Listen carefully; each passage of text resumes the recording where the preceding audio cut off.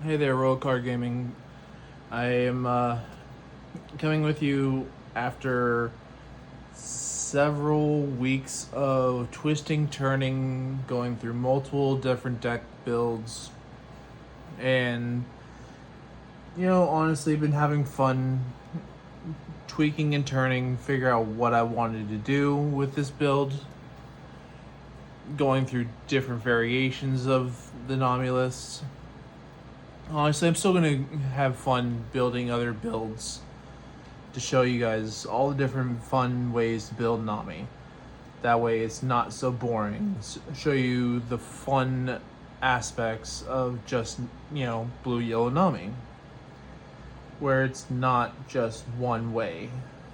And that's what I'm all about. Not only one way of playing Nami. As you've seen through all the different games I've done. And I'm very happy for all those who stuck with me through this entire endeavor. So thank you very much, and honestly, I'm grateful for those who are going to stick with me throughout all the rest of my videos. And I'm going to take this deck to regionals, then I'm going to show you the list now, because I'm sure a couple people have been wondering what I'm going to be going to take to the Orlando versus regionals. So I guess for now I'll show you now. I did go back to the Thriller Bark package. The main reasoning because the Purple Enel has been getting very popular again. Before, I was not seeing Purple Enel very often, and honestly, it's now making a giant comeback. Seeing a lot of tops, so I expect to see a lot of them as of late, and I expect to see a lot of them at the upcoming regionals. So Perona will probably be seeing a lot of good play. I don't think I'm going to have any issue with them still, but Thriller Bark is a great way to face them. So, going back to the Thriller Bark package. I'm running 2 Leo.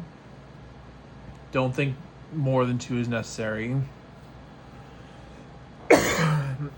If you end up seeing some of my later games, you'll see that he has played a very big role, especially into the Lucy matchups, into honestly a couple of the games that I played throughout tonight. I only lost in the finals because for some reason I did not see a Zoro. But in that deck build, I only had 3 Zoros because I was testing. I just bumped it up to 4 in this, but you'll see later in this video that I want to see Zoro. So for now, we'll continue with the list. On 3 Zeuses, 4 isn't bad, but I think 3 is just fine. And 2 Hiyori. Still going to stay with 2. 4 is too many in my opinion. 3 is too many right now. 2 is a perfect number. So as you're seeing here, I have 4, 6, 9, 10, 11 2Ks. I think that's more than enough. I'm on 2 Nojikos. This was the MVP in a lot of my games. It played a big role against Dofi. It played a big role into Lucy. Honestly, it was a great card. And it's helped me in a lot of my matches against like the mirror match. I've not had a problem against this. And it does help against yellow Luffy. It pressures them to where they're going to either take a life or they're losing a character. So honestly, Nojiko is a great choice. And I'm on 3 girls. I had to make some cuts, and honestly, running 3 girls, I'm still probably going to see them. If I don't see them, it's not too much of a hard hit. And to finish off my 1 to 3 costs, I run 1 Sanji. I don't really see myself running more than one. It's just a finisher if necessary, or it's just a blocker. One way or another, it's just there. And as I mentioned before, I was running 3, so I was seeing it plenty of times, but the one time I didn't see it, it was maybe 15, 20 cards left in deck, and I still didn't see it, which drove me insane. So now I want to bump him up to 4, because I want to see him. So 4 Zoro.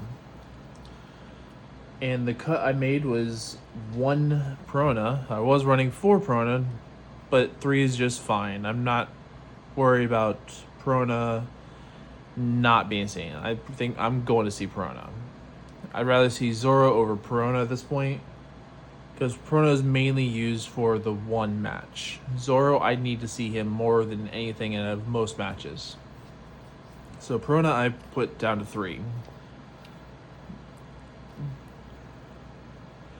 Honestly, if you want to interchange these, it's not a big deal, but honestly, I still think 3 Perona is still just fine.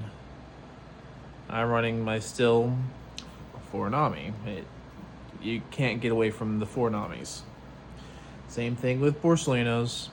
Still have to run the 4. Honestly, I had someone bring up a weird question to me tonight. They asked me, are some people thinking about actually going away from Borsalino? I honestly told them I don't think anyone should go away from Borsalino right now. There isn't much cards better than Borsalino when it comes to a blocker and a free life. And when you combine them with Zoro and Borsalino, especially in a Nami deck, why would you ever replace it? That's 2 free life and a blocker, so they have to get past 3 swings just on that with whatever you have in hand.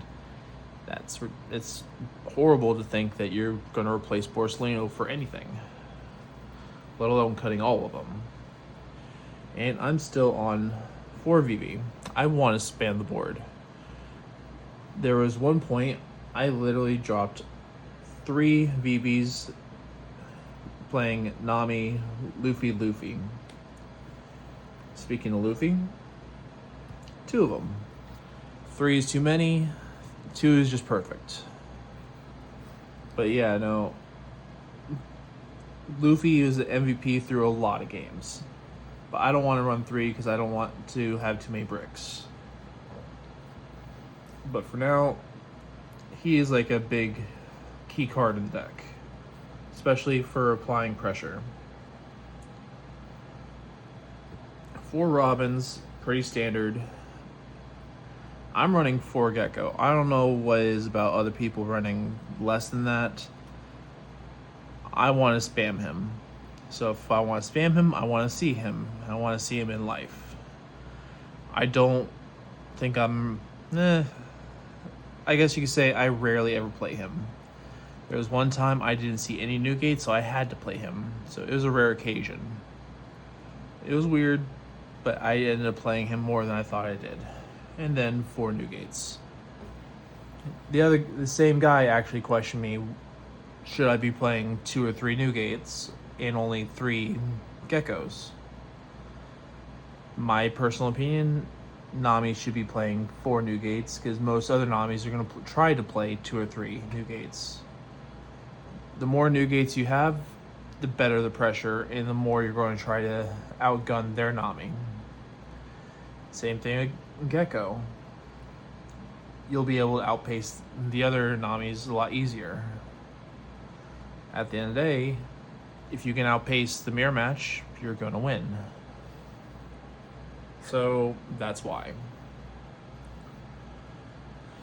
And so, yeah, that's pretty much how I see it. The more you can outpace your opponent, the better. I don't remember. No, I don't think I got that game on recording because my phone was dying, which I regret that one. I came across a mirror match where he was bottom decking at this point 3 of my new gates. He kept gaining life, but I had a new gate out and I had geckos out. I kept destroying his board, left his life alone. He could not keep a board, period, because I would not let him, but I kept spamming my board out and destroying his board. So that was in the grand battle. So at that point, I decided to go field control over life. And then at the end of the time, I went for life for game, because he had nothing to play afterwards. So it's just pick and choose how you want to win. There are times I will prioritize field control over life. Or you could do a little more of one than the other. It's not a bad option, whatever you want to choose. But it can decide what you want to go for at the moment's notice. There was a match tonight which you will see that Luffy was an MVP. It was against Lucy, and I had a new gate in life. He got to 17 and 27 all in the same game, and I would not let him have a board. I would not do anything at all about him having anything. Nojiko was a great asset. I had 2 of them in Zeus, and he would not keep Cavendish on the field, period. So overall, the deck seemed pretty solid to me, and this is why I'm going to be running this build inside of the regionals. It seems very consistent, seems very full front. I barely lost in the finals, but that's because I just didn't see the Zoro where I needed it, because I was stuck with the Hiyori and the Gecko in the hand. Happens to the best of us. I can't complain. Otherwise, the deck ran perfectly to me. But there you go. And if you have any more questions, feel free to ask. I have a lot more videos coming out as they show up. I have a set time for when everyone comes out. But otherwise, there you go.